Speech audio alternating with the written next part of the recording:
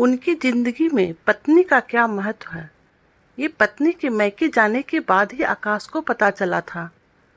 कहने को तो आकाश बाबू का एक बहुत बड़ा परिवार था।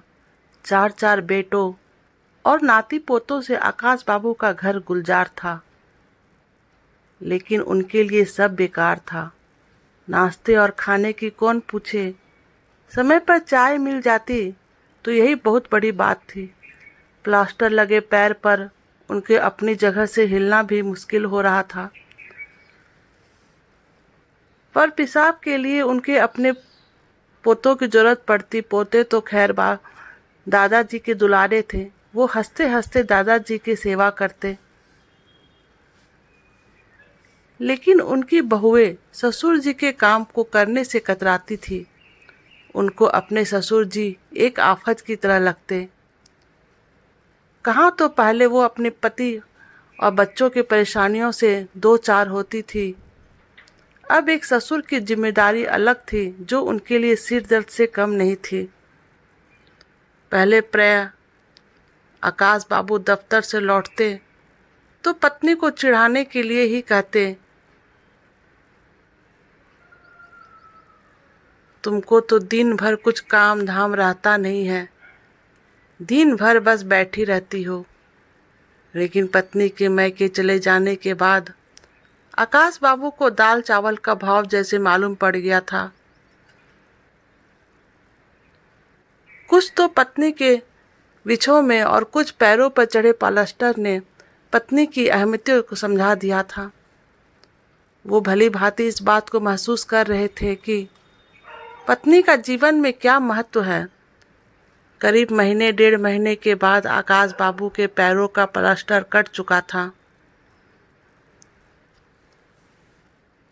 पत्नी भी मायके से वापस लौट चुकी थी।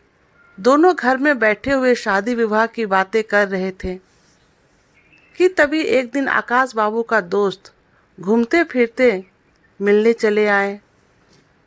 दफ्तर में एक साथ ही दोनों काम करते थे। दोस्त को देखते ही बड़े गर्मजोशी के साथ आकाश बाबू ने स्वागत किया और बोले, अरे तुम बहुत दिनों के बाद मिले भाई। और बताओ भाई, कैसे आना हुआ? मेरा मकान ढूंढने में कोई परेशानी तो नहीं हुई यार? नहीं यार, तुम्हें भला इस शहर में कौन नहीं जानता।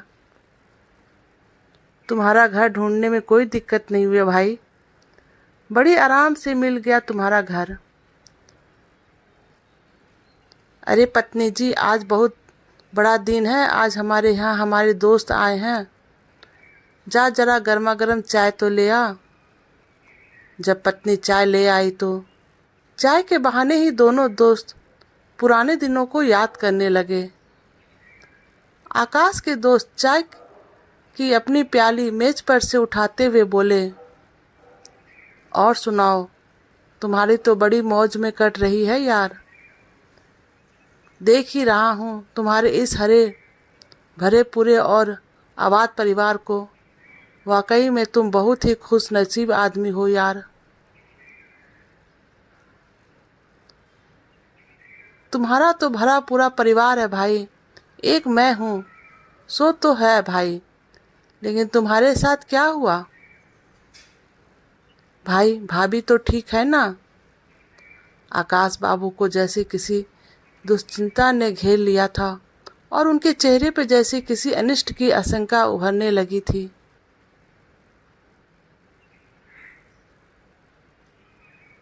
नहीं यार, पिछले साल उसको हार्ट अटैक आ गया था और वो हमको छोड़कर चली गई।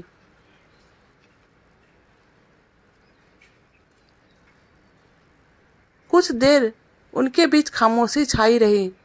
फिर थोड़ा रुककर दोस्त बोले, तुम्हें तो पता ही है, शुरू से ही मेरे बच्चे बाहर रहकर पढ़ते थे। उन्हें दरअसल एकांकी जीवन जीने की आदत पड़ रही है। फिर उनका जॉब भी बाहर लगा है। आजकल की नई नई मॉडर्न बहुएं सास ससुर को अपने साथ रखने में अपनी इंसल्ट समझती है। इसलिए बच्चों का ऐसा व्यवहार देखकर मेरी श्रीमती जी को सदमा सा लगा था। और शायद इसके कारण ही उसको हार्ट अटैक आ गया था। इधर अब तो खैर मेरे दोनों बेटे अपनी अपनी पत्नियों को लेकर विदेशों में सेटल हो गई हैं। तुम बहुत लकी हो यार, जो अपने परिवार के साथ हो।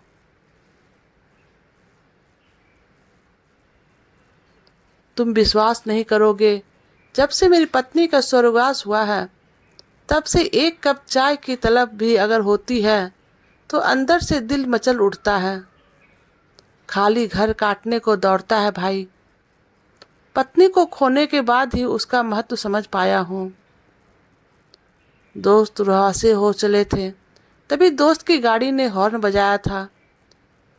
गाड़ी का शोफर शायद फ्लाइट का समय होने की बात कहकर बार बार हॉर्न बजा रहा था।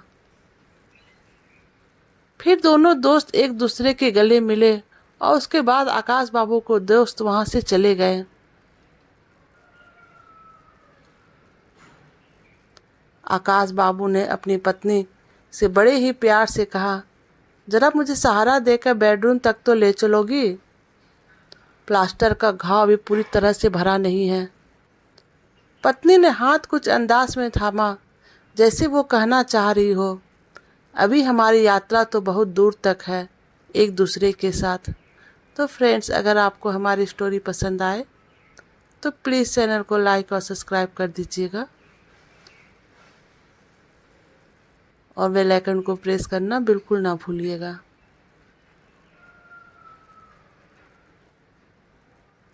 Thank you.